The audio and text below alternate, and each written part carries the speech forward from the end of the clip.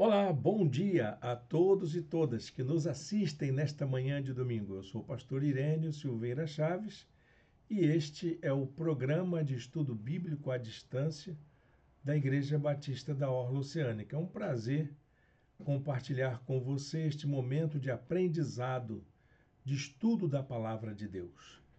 Esse programa já está no ar há 5 anos, abençoando a vida de muitas pessoas que nos acompanham no estudo da Palavra de Deus. Temos um repertório interessante e você pode verificar os conteúdos anteriores através do nosso blog, através do meu blog pessoal e também através das playlists no meu canal e no canal da nossa igreja. Esse material está disponível, é gratuito e pode ser usado amplamente por sua igreja, por você, em seu estudo pessoal, em seu estudo em grupo, e que foi preparado exatamente para abençoar pessoas que querem conhecer, crescer no conhecimento da palavra de Deus. Nós estamos estudando o livro de Atos dos Apóstolos e estamos compreendendo que esse livro é fundamental para que nós possamos conhecer as bases de uma igreja saudável, de um cristianismo que faça sentido para os dias atuais. Aquilo que os primeiros cristãos experimentaram é algo que é fundador, usando uma linguagem bem acadêmica, né, seminal para a vida do cristianismo de um modo geral. Você que nos acompanha, você que já está seguindo as nossas aulas, sabe de que essas aulas estão preparadas com muito cuidado, com aprofundamento, para que a gente possa entender os momentos históricos. E estamos fazendo um estudo que tanto é, ao mesmo tempo, um estudo histórico, um trabalho teológico, um trabalho que procura compreender essa fonte de pesquisa para a compreensão da história do cristianismo, que é o livro de Atos dos Apóstolos, como também estamos fazendo um trabalho voltado para a nossa espiritualidade, como um cuidado pastoral para aqueles que nos acompanham. É para o nosso bem pessoal, mas também para aprofundar o nosso conhecimento a respeito das ações dos primeiros cristãos. Muito bem, nós já temos 18 aulas para trás. Se você perdeu alguma, não fique triste. Você pode, aqui no canal do nosso canal do YouTube, ver a playlist com as aulas anteriores. E você também pode examinar na apostila que está disponibilizada gratuitamente em nosso blog. É só clicar aqui embaixo no endereço do nosso blog e você vai achar ali a página dos estudos bíblicos que nós preparamos. Uma lista enorme. Você vai ter ali muito recurso para você estudar a palavra de Deus no seu tempo, no seu espaço, na sua condição. É só ter um pouquinho de disciplina e você vai conseguir aprofundar o seu conhecimento em vários livros da Bíblia que estão ali preparados, mas também em vários temas que foram ali também desenvolvidos. Está tudo lá para vocês. Sem mais demora, vamos colocar aqui a nossa apresentação da aula de hoje. Estudo nos Atos dos Apóstolos. O povo do caminho. E isso para nós é uma conquista, porque estamos avançando nos nossos estudos. Já chegamos à nossa 19ª aula. Estão previstas 22 aulas. Sinal de que depois dessa, só mais 3 para a gente terminar essa sequência de estudos tão importante da Palavra de Deus. O tema da aula de hoje é identidade e testemunho.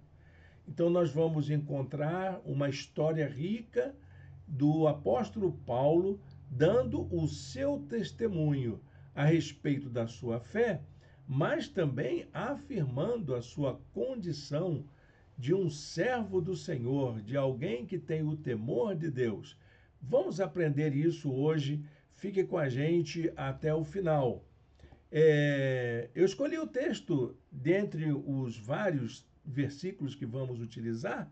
Eu escolhi um para a gente meditar assim nesse início, a gente entender essa dinâmica da palavra de Deus para nós.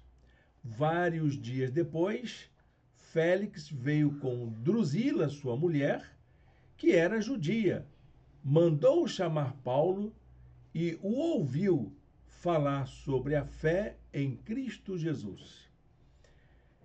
Olha, gente, se chamassem você para falar sobre sua fé, como seria o seu depoimento? Você iria falar de como você crê em Jesus Cristo? Esse teu relato sobre a maneira como você crê, iria edificar alguém? Seria objeto de interesse de alguém? Alguém se interessaria pelo modo como você crê?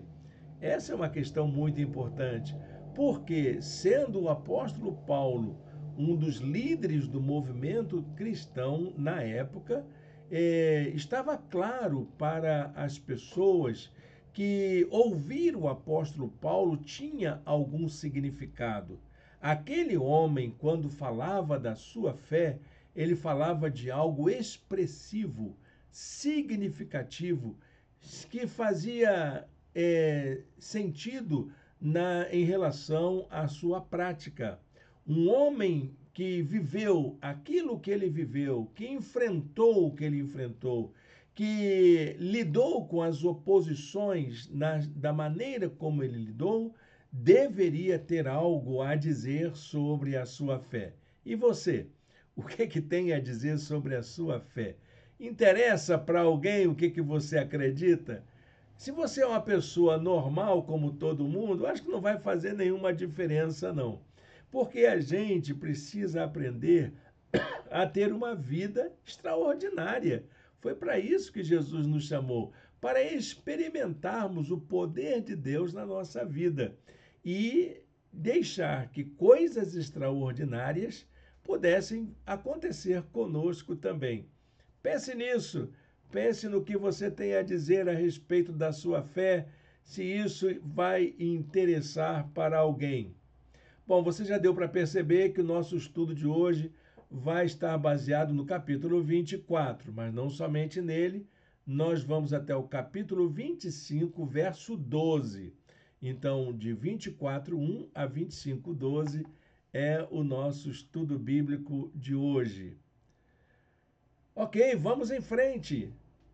Bom, a primeira coisa que eu queria ressaltar na nossa aula de hoje é que as nossas atitudes e o nosso modo de falar são um poderoso instrumento para influenciar pessoas a respeito daquilo que a gente acredita, da maneira como a gente confia no poder de Deus. Então, esse jeito com que você fala, essa habilidade e também a maneira como você conduz a sua vida, as escolhas que você faz, isso fala muito sobre aquilo que você crê, sobre aquilo que você acredita do poder de Deus. O seu jeito de falar e o seu modo de agir falam muito alto, e isso pode despertar o interesse das pessoas. A vida do apóstolo Paulo era uma vida de testemunho. E esse modo de viver que Paulo desenvolvia despertava a curiosidade e o interesse das pessoas. Todo mundo queria saber quem era essa figura tão odiada pelos judeus, mas tão amada pelos cristãos. Tanto que Félix e sua esposa quiseram ouvir seu discurso fora dos autos do julgamento. Foi exatamente isso que eles foram fazer lá. Ouvir o apóstolo Paulo fora do julgamento. Eu não quero ouvi-lo como um réu ou como alguém que apresenta a sua defesa. eu quero que ele fale espontaneamente, que fale da sua experiência de vida, fale daquilo que ele acredita. Paulo estava certo de que sua maneira de viver e seu testemunho pessoal eram a sua melhor defesa contra os ataques que ele sofria a partir dos judeus, a partir daquelas pessoas que o odiavam. Os seus opositores não tinham o que dizer sobre sua conduta. Poderiam falar que não gostavam daquilo que ele acreditava, mas jamais poderiam dizer algo contra a sua conduta. E isso é um fator importante para o nosso testemunho pessoal. Atos 24:16, Paulo diz assim: por isso, procuro sempre conservar minha consciência limpa diante de Deus e dos homens. E é isso que é importante, gente, para a gente poder ter uma autoridade naquilo que a gente fala, para a gente ser ouvido por alguém, para a gente poder, pelo menos, ser ouvido naquilo que temos a dizer, nós precisamos cuidar da nossa consciência, saber que fazemos as coisas certas, do modo certo, nas horas certas. As nossas decisões, as nossas atitudes, elas falam a respeito daquilo que cremos. Por isso que a ideia da coerência é muito importante na vida cristã. Então, é por causa desse assunto que nós iremos tratar de Paulo se defendendo das acusações que ele sofria. Lembrando aqui, na aula passada, nós falamos que Paulo fez uma opção. Ele estava no Sinédrio, e lá no Sinédrio ele foi acusado. Só que ele, como um cidadão romano, ele optou, ele fez uma apelação para que ele fosse julgado não pelo sistema jurídico judaico do Sinédrio, mas que pudesse ser julgado pelo sistema romano, o sistema judiciário romano, porque ele era um cidadão romano.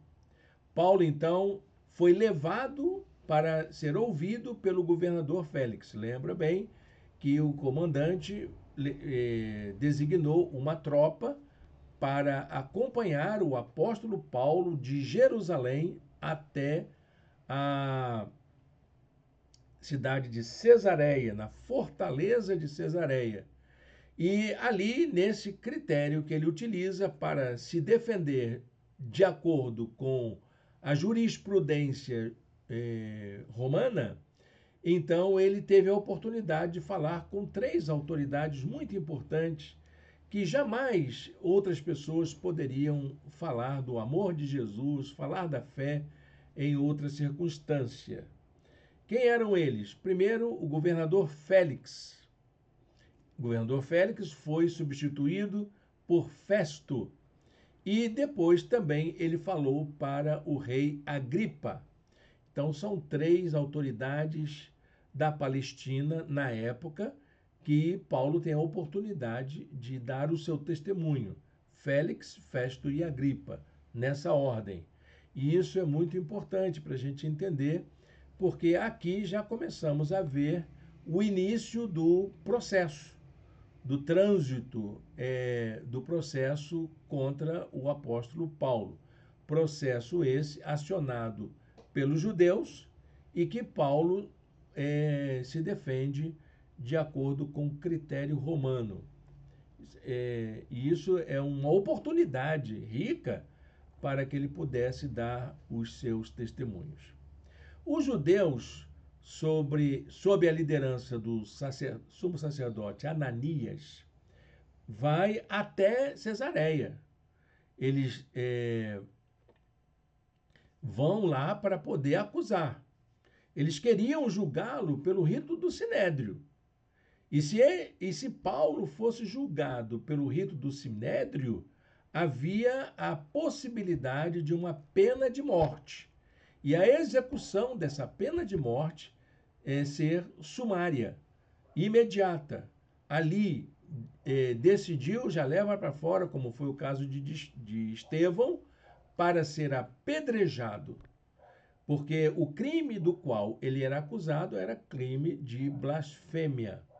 O crime de blasfêmia, a lei romana permitia que os tribunais locais julgassem da maneira como eles quisessem.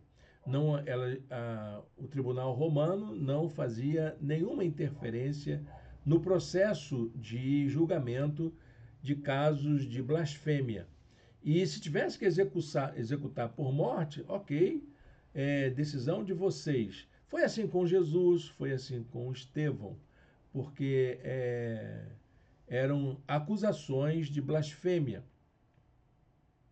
E Paulo escapou dessa sanha, né, da trama feita contra ele pelos membros do Sinédrio.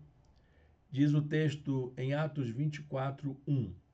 5 dias depois, o sumo sacerdote Ananias desceu a Cesareia com alguns dos líderes dos judeus e um advogado chamado Tértulo, os quais apresentaram ao governador suas acusações contra Paulo. Então, o processo está em curso.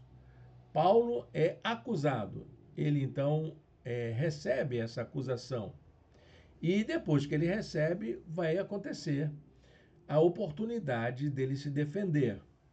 Essa era a principal queixa dos judeus. A vida transformada de Paulo pela fé em Jesus Cristo causava-lhes mal-estar. Eles se sentiam incomodados por alguém que passou por uma mudança de vida, porque Paulo era um perseguidor em nome dos judeus sobre aqueles que seguiam o caminho. E agora ele se tornava um participante do caminho. E não só um participante, um dos mais firmes divulgadores das ideias, da mensagem cristã naquela época. O advogado dos judeus, que se chamava Tértulo, descreveu a conduta de Paulo como a de um opositor perturbador e não como um criminoso. Não havia crime praticado por Paulo. Ele apenas incomodava. Ele era um agitador. As suas ideias causavam tumulto por onde ele passava, como aconteceu em Éfeso e em outros lugares por onde ele passou. Então, por onde Paulo pregou o evangelho, houve dissensão, houve tumulto, houve perseguição. E quando ele chega a Jerusalém, não foi diferente. A gente viu na aula passada que teve tumulto de novo e quiseram até matá-lo, agrediram violentamente, mas a intervenção da guarda romana é que impediu que ele fosse ali assassinado pela turba, pelo tumulto que fizeram. Acontece que esse não é um crime, não há um crime nisso. Crime era outra coisa, ele não matou ninguém, ele não roubou ninguém, ele não acusou ninguém, ele não fez nada que pudesse fazer com que alguém tivesse prejuízo da sua compreensão, da sua identidade, da sua dignidade. Não afetou em nada, ele apenas acreditava de uma forma diferente. Havia acontecido uma mudança de mentalidade, uma conversão do apóstolo Paulo. E os judeus não aceitavam isso.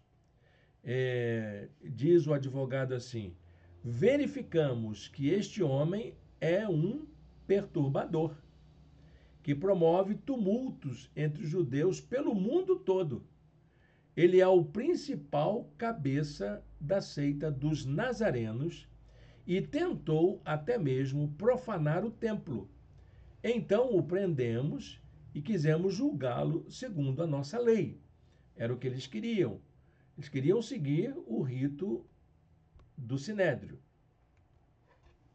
É interessante observar que o advogado diz que ele é membro da seita dos nazarenos. Aliás, ele é o cabeça da seita dos nazarenos. Na verdade, a seita dos nazarenos é uma referência à pessoa de Jesus de Nazaré. É, essa seita era formada pelos seguidores dos ensinos de Jesus. Então, é importante observar que, fora dos meios cristãos, eles eram conhecidos também por um outro nome, que era o nome da seita dos nazarenos. Eles eram também, em outras ocasiões, chamados de os nazarenos. É importante a gente perceber essas características que o cristianismo tinha na época. O nome Nazareno era um nome de desprezo, porque os nazarenos demonstravam alguém que não eram de confiança. Tinha um estigma quanto a eles. Pode vir coisa boa de Nazaré? Até Jesus pergunta, né? E quando eles dizem que é a seita dos nazarenos, podia significar também pessoas que não são de boa índole. Mas, na verdade, eles querem dizer aqui que se referia aos seguidores de Jesus de Nazaré, que era, então, a seita dos nazarenos, era o outro nome pelo qual a igreja era conhecida. Então, é bom a gente salientar que essa nova vida em Cristo, que traz essa vitalidade, que traz esse testemunho, essa força do testemunho, quando ela é vivida de forma autêntica, incomoda e constrange a quem se mostra resistente ao apelo da mensagem do Evangelho. Era isso que esse fenômeno lembrava, esse conjunto de acontecimentos. Olha, meu querido, minha querida, se a maneira como você vive a fé não causa incômodo nas pessoas com quem você convive, que não são seguidoras da mesma fé que você, tem alguma coisa errada na maneira como você crê. Se está tudo bem, se todo mundo acha você uma pessoa normal, como elas são, que faz as mesmas coisas que elas fazem, que tem a mesma linguagem que elas têm, que se comportam da mesma maneira, que se divertem, enfim, que fazem as mesmas coisas, tem alguma coisa errada, porque, na verdade, a fé ela causa um certo constrangimento nos outros.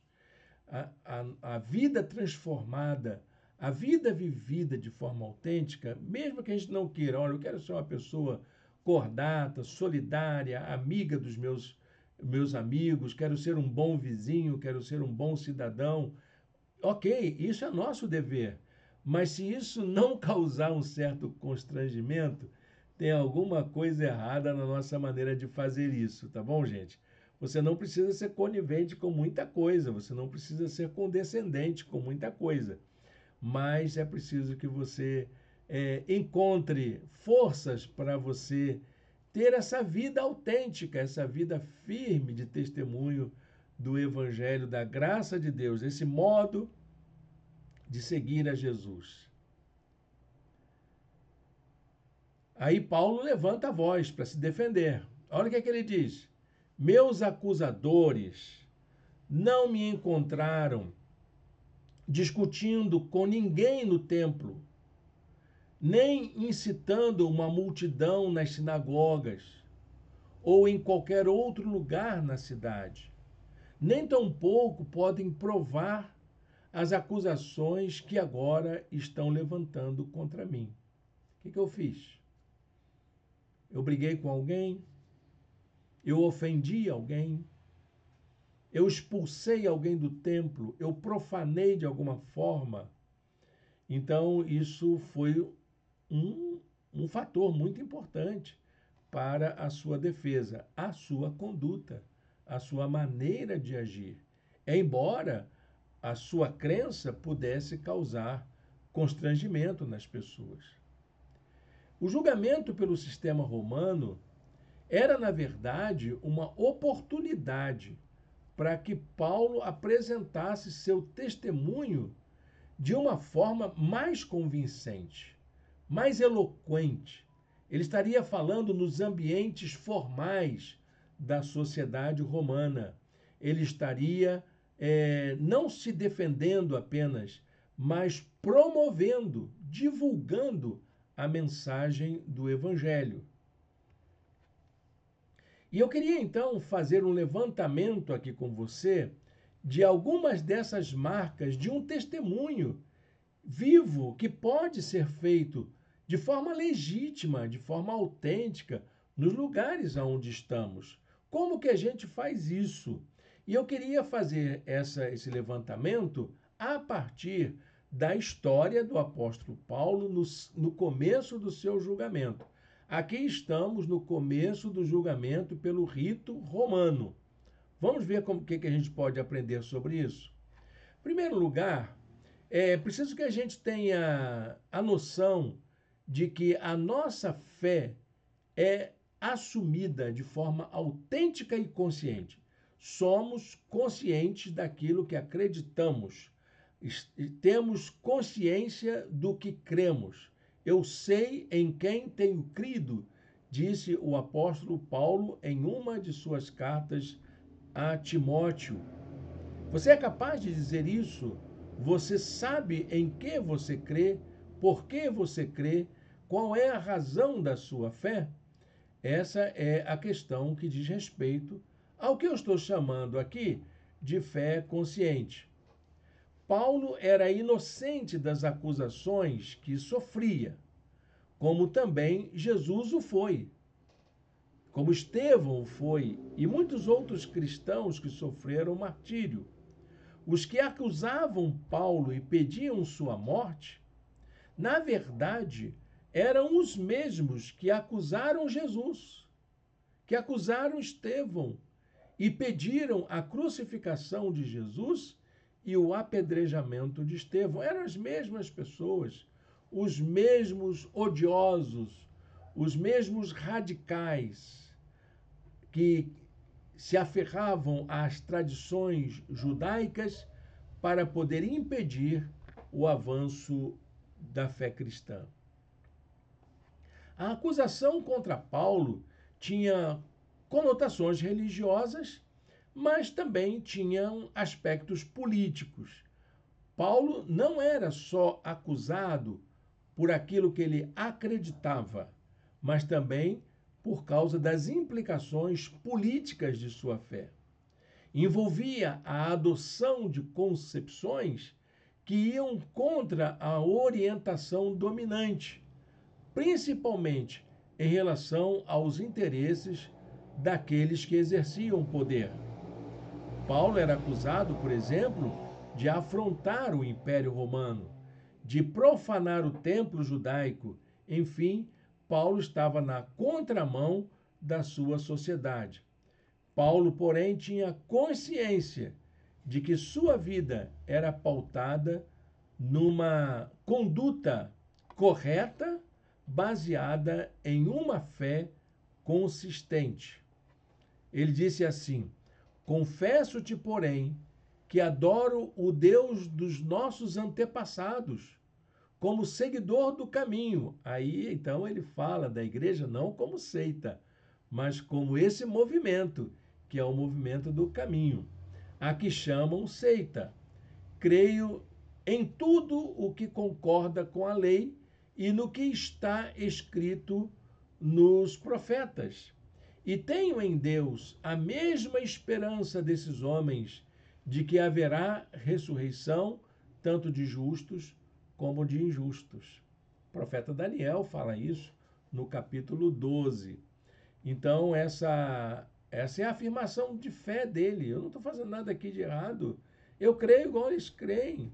Só que, para mim, o Messias já veio. Só isso, essa é a diferença. Paulo também apresenta aqui, e isso é importante para nós, um discurso voltado para a justiça e para a esperança.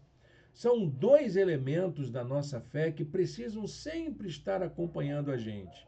Precisamos reforçar o sentido da justiça em qualquer circunstância, mas também o sentido da esperança. As chances de algum dissidente sobreviver diante dos sistemas judiciais, quer fosse o de Jerusalém, quer fosse o do Império Romano, eram mínimas. Paulo estava com a sua vida em risco, porque tanto o rito judaico poderia levá-lo à morte por causa das acusações, mas ali todo aquele trabalho de defesa poderia não significar em nada diante dos tribunais romanos, porque também resultava em morte. Mas Paulo estava consciente de quem ele era e a quem ele servia. Eu sei quem eu sou, eu sei porque eu estou aqui, eu sei em que eu creio, eu sei o que eu faço em nome da minha fé. Lucas, inclusive, ele registra um fato muito importante, que Félix, que era o governador da Judéia naquele momento, tinha um bom conhecimento a respeito do caminho. Ou seja, o movimento cristão ganhou repercussão e chegou até os palácios. Sabiam quem era Paulo e quem eram os cristãos. E após alguns dias, o próprio Félix veio até o palácio para poder conhecê-lo. Veio juntamente com a sua esposa Drusila, que era judia, e eles queriam ouvir a respeito do que Paulo tinha a dizer. E ouviram Paulo falar sobre o seu testemunho, sobre a sua fé, sobre a vida em Jesus. A mensagem do Evangelho não é contrária à lei, isso é importante enfatizar. A fala de Paulo deixou isso muito claro. A fé não subverte a ordem social. Ela não vai contra as estruturas sociais, mas está ao lado da justiça, ao lado do bem, ao lado do direito dos mais vulneráveis. Paulo enfatiza isso com muita clareza. Por isso, a mensagem do Evangelho sempre aponta não só para as estruturas de justiça, mas também para a esperança. Não como como um medo da condenação futura. Eu tenho esperança que eu vou entrar no céu porque eu estou fazendo tudo certinho aqui. No dia do juízo final eu vou escapar. Esperança não é isso, meu irmão. Esperança não é isso, minha irmã. Isso já está garantido, é para você. Não tenha medo, o Senhor já prometeu. Ele já garantiu, ele disse, na casa do meu pai tem muita morada. Não se turbe o vosso coração, disse Jesus. Mas a esperança diz respeito a uma outra coisa. É a esperança de que é possível um tempo de paz e de justiça para todos e todas. É isso que o testemunho de Paulo apontou. Que Deus está trabalhando pela paz nos corações, pela fé, pelo fortalecimento da confiança, para que as pessoas deixem de ser perdidas e desorientadas e passem a ser seguidoras do caminho de Jesus. Esse é o testemunho.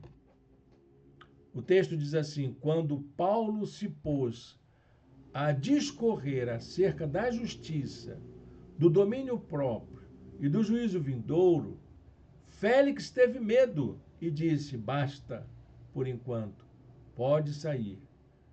Acho que Paulo falou alguma coisa sobre aqueles que cometem tirania, impostores, ditadores, pessoas injustas. O que vai acontecer com elas no dia do juízo final? Pessoas que praticam injustiça. Acho que aí o Félix ficou com medo, diz, tudo bem, pode sair. Quando eu achar conveniente, mandarei chamá-lo de novo. Verdade dói, né? Mas aí é muita especulação da gente, porque a gente não sabe o que ele tinha dito. Mas o Lucas fala sobre isso. Que é no momento em que ele começa a falar sobre a justiça, o domínio próprio e até mesmo o juízo futuro, é aí que o Félix se sente incomodado com a mensagem. A mensagem faz mal para ele. Ele não se sentiu bem e ele então pede para não ouvir mais. É isso mesmo, gente. A mensagem do Evangelho ela incomoda, ela desaloja. Se temos alguma coisa que está errada na gente, a mensagem do Evangelho nos interpela para que a gente faça mudanças, faça ajustes, para que a gente melhore, para que a gente mude. Ela transforma, ela também liberta daquilo que nos oprime. E isso é importante a gente entender. Também nós precisamos falar de uma conduta voltada para fazer o que é certo. Era a força do testemunho do apóstolo Paulo. Paulo também teve a oportunidade de afirmar que ele estava fazendo aquilo que é certo. Em sua defesa, Paulo confessou que era um seguidor do caminho. Eu, de fato, sou, eu sigo os ensinos de Jesus com quem eu tive um encontro. E junto comigo tem uma galera seguindo a mesma coisa. E esse caminho não é uma seita, porque a palavra seita, ela sempre foi vista da forma preconceituosa. É como se fosse uma corrupção da religião predominante. E ali, Paulo dizendo, não, nós não somos uma corrupção do judaísmo, nós somos um grupo significativo que está propondo um caminho, uma alternativa, uma vida nova. É isso que nós somos, é isso que é a Igreja de Jesus. A Igreja de Jesus não é um segmento, uma seita. Ela não pode se comportar como um apêndice de uma outra religião. Ela é um todo estruturado que orienta a vida das pessoas. Por isso que ele preferiu dizer que ele era um seguidor do caminho. O movimento do caminho consistia em ser a continuidade da tradição judaica, hebraica. Vai lá atrás, você tem a promessa do Messias. Nada mudou. Não foi criada uma religião nova. Foi apenas olhada para trás e dizer, olha, isso aqui está na promessa, houve uma promessa e essa promessa se cumpriu. Então, o movimento do caminho era uma continuidade da tradição hebraica como cumprimento da promessa messiânica e das práticas da lei. Tanto que a gente vê o apóstolo Paulo e outros cristãos praticando os ritos de santificação judaicos comuns, participando, inclusive, dos estudos nas sinagogas, das leituras sagradas, e os textos que eles conheciam eram da Bíblia hebraica mesmo, não havia nenhuma mudança nesse quesito. Eles não estavam ali, até aquele momento, criando uma nova religião, mas vivendo a fé hebraica dentro da perspectiva ensinada por Jesus de Nazaré, aquele que veio para cumprir a promessa. Paulo declarou que viera a Jerusalém para trazer solidariedade com essas pessoas que seguem o caminho. Ele trouxe ofertas, ele trouxe palavras de ânimo, e exatamente as pessoas que foram assistidas eram judeus que faziam parte da igreja. Paulo ele esclarece isso muito bem, de que ele não tinha vindo a Jerusalém para criar tumulto, mas para abençoar a vida das pessoas. Ele tinha a consciência tranquila de ter feito o que é certo. E aí, então, com as pressões, né, o que ele faz? Ele apela a César. Ele faz o apelo a César. Nós vamos ver isso no verso 11 do capítulo 25. Se de fato sou culpado de ter feito algo que mereça pena de morte, não me recuso a morrer. Mas se as acusações feitas contra mim por estes judeus não são verdadeiras, ninguém tem o direito de me entregar a eles. Eu apelo para César. Apelar para César significava: eu quero ir à última instância, eu quero ir até o Tribunal Superior, eu quero sair daqui e quero recorrer aos tribunais maiores. Ele é atendido no seu pedido. Então, se é para César que você apela, é para César que eu vou te enviar. Palavras de Festo, palavra importante, de autoridade, para poder garantir que ele iria realmente ir para a próxima instante, que seu recurso seria atendido. Bom, gente, para terminar nossa aula de hoje, tem aqui a lição na vida, como nós fazemos sempre. A aplicação prática para o nosso dia a dia dessa leitura que fizemos desse capítulo e meio da Bíblia. O julgamento de Paulo demonstra que uma vida cristã consciente e comprometida com os valores do reino de Deus possui desafios. Não é fácil. Você viver como um cidadão do reino no mundo é algo muito difícil. É luta constante. A nossa batalha espiritual propriamente dita. A batalha espiritual não é você ficar lutando contra demônios, contra anjos do mal ou contra criaturas sobrenaturais. É exatamente a gente enfrentar as circunstâncias da vida no mundo que se perdeu de Deus. A nossa batalha espiritual é essa. Nós estamos aqui para poder viver a nossa fé diante de um mundo que não tem essa fé. E isso é muito difícil. Apresenta desafios mesmo. A vida de Paulo era por si só uma afronta aos judeus, pois evidenciava a transformação operada pela fé em Jesus e pelo poder do Espírito Santo. Então, uma pessoa como o apóstolo Paulo, que era um perseguidor e passa a ser um seguidor, alguém que era um fariseu e passa a ser um cabeça do movimento do caminho, isso é algo que incomodava os judeus, algo que ofendia, que trazia essa afronta aos judeus. Os judeus o acusavam de ter afrontado a sua teologia, a sua religião e o poder dominante da época. Mas Paulo podia se defender por não ter nada em sua vida que desabonasse sua conduta.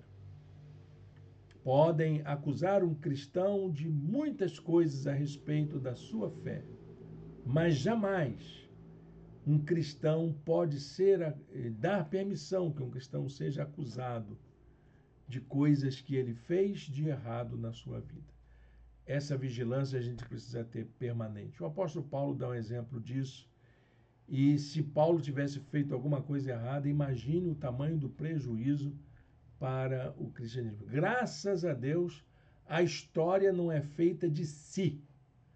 Paulo teve a consciência de que a vida dele estava a serviço do reino de Deus.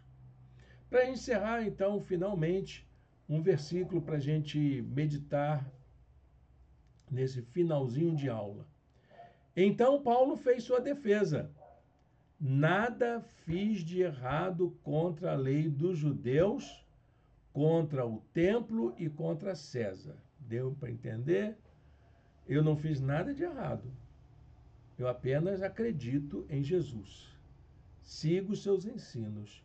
Vivo conforme a sua vontade. O que você pode falar sobre você na sua defesa se você fosse acusado dessa maneira? Como que você se defenderia? Bom, gente, isso é uma questão para a gente orar e meditar. Graças a Deus, não vivemos um tempo de perseguição como Paulo enfrentou, não é mesmo? Graças a Deus, não temos as mesmas tensões na nossa sociedade que havia no tempo dos primeiros cristãos. Ainda bem, não é? Glória a Deus por isso. Ainda bem que podemos viver a nossa fé com determinada liberdade. Não é fácil, nós temos algumas oposições, mas por causa das opiniões, mas não somos perseguidos por isso, não somos discriminados por isso, não sofremos preconceitos severos por causa da nossa fé. Já houve tempo que isso aconteceu, mas hoje, graças a Deus, a gente ouve cada vez menos de hostilidades contra cristãos nos nossos dias atuais em nossa sociedade, ainda mais nosso Brasil. O Brasil é uma terra maravilhosa, onde a gente pode testemunhar de Jesus, dar glória a Deus por isso, né? Onde a gente pode compartilhar a palavra de Deus livremente, a gente pode se reunir livremente, sem medo. Então a gente tem que glorificar muito a Deus por isso e aproveitar bem a oportunidade para fazermos o que é certo, porque essa é a nossa chance, esse é o nosso tempo, é para isso que estamos aqui, para sermos testemunhas desse mover de Deus nos dias atuais. Amém? Bom, gente, vamos fazer uma oração agora. Convido você a fechar os seus olhos e a falar com Deus neste momento. Senhor Deus, eterno Pai, muito obrigado, Senhor, por esta manhã, por esta palavra que o Senhor concede a nós através desse estudo bíblico. Muito obrigado, Deus, pelo testemunho deixado pelo apóstolo Paulo e que nós possamos nos inspirar nele para que coloquemos a nossa vida a serviço do Teu reino na mesma intenção, na mesma dinâmica, com o mesmo nível de comprometimento. Ó Deus bendito, nós queremos sermos testemunhas vivas do Teu amor para a nossa família, para a nossa sociedade, para o mundo em que nós vivemos. Nós te oramos em nome de Jesus. Amém. Muito bem, meus irmãos e irmãs, estamos chegando ao final da nossa aula de hoje, nossa 19ª aula. Estamos caminhando para o final do nosso curso. Tenho uma informação para os nossos irmãos e irmãs de nossa igreja. Hoje, domingo, nós teremos nossa atividade online. Então, às 18h30, você poderá acessar o nosso canal e o canal da igreja, onde estará a mensagem para você se reunir com a sua família e fazer o seu culto em casa. Faça isso às 18h30. Ligue o seu celular, o seu computador, a sua Smart TV, se você faz assim, e se reúna, ouça a mensagem, convide pessoas para ouvir a palavra que será dada como segmento das nossas séries de mensagens. Nós estamos terminando nossos cultos à noite uma série de mensagens sobre a família.